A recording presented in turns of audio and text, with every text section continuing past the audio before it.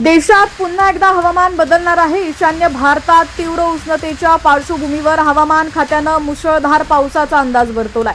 येत्या 24 तासात अनेक भागात हवामान पूर्णपणे बदलेल असं आयएमडीने म्हटलंय। पुढील 24 तासात उत्तर भारतातील अनेक राज्यांमध्ये हवामानात बदल होण्याची शक्यता हवामान खात्यानं वर्तवलेली आहे। आयएमडीनुसार एक पश्चिमी विक्षोभ सक्रिय झालाय, त्याचा परिणाम 12 एप्रिल पर्यंत दिसून येऊ शकतो। त्यामुळे उत्तर भारतातील अनेक राज्यांमध्ये मुसळधार पाऊस पडण्याची शक्यता आहे।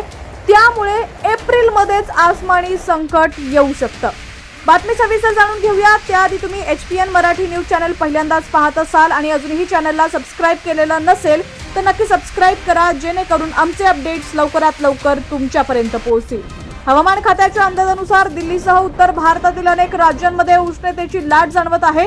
अनेक भागात उष्णतेची लाट आहे। उष्णतेच्या लाटेबाबत आयएमडीचे शास्त्रज्ञ डॉक्टर नरेश कुमार म्हणाले, गुजरातमध्ये सुमारे 1 आठवड्यापासून उष्णतेची लाट आहे। आयएमडीने याबद्दल रेड अलर्ट जारी केला होता। ते म्हणाले की वायव्य भारतातील अनेक भागात उष्णतेच्या लाटेचा इशारा आजही जारी करण्यात आलाय। येत्या 2 दिवसात गुजरात आणि मध्य प्रदेशात उष्णतेच्या लाटेचा प्रभाव वाढेल असं त्यांनी सांगितलंय। राजस्थानच्या अनेक भागात उष्णतेची लाट कायम राहील, मात्र येत्या 24 तासांमध्ये हवामानात अचानक बदल होऊ शकतो। हवामान विभागाच्या सांगण्यानुसार पंजाब, हरियाणा, दिल्लीमध्ये अचानक हवामान बदलू शकतं।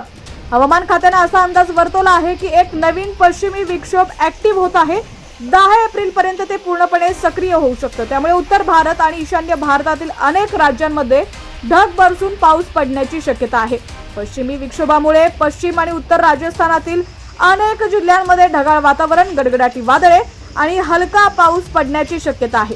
याशिवाय दिल्ली, पंजाब, हरियाणा, अरुणाचल प्रदेश, उत्तराखंड आणि हिमाचल प्रदेशमध्येही त्याचा परिणाम दिसून येऊ शकतो।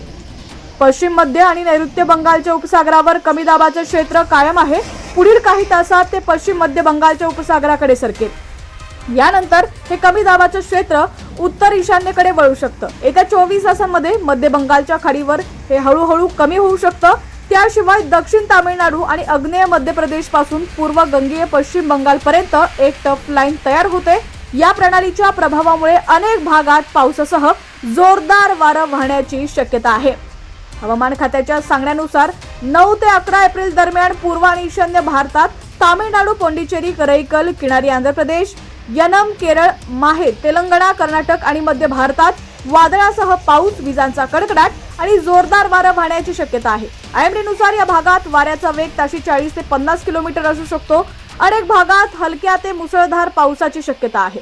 10 एप्रिल रोजी बिहार आणि अरुणाचल प्रदेशात पावसाची शक्यता आहे। त्यानंतर 10 ते 11 एप्रिल रोजी उप हिमालयीन पश्चिम बंगाल आणि सिक्कीम मध्ये, 9 ते 10 एप्रिल रोजी आसाम आणि मेघालयात काही ठिकाणी मुसळधार पाऊस पडण्याची शक्यता आहे।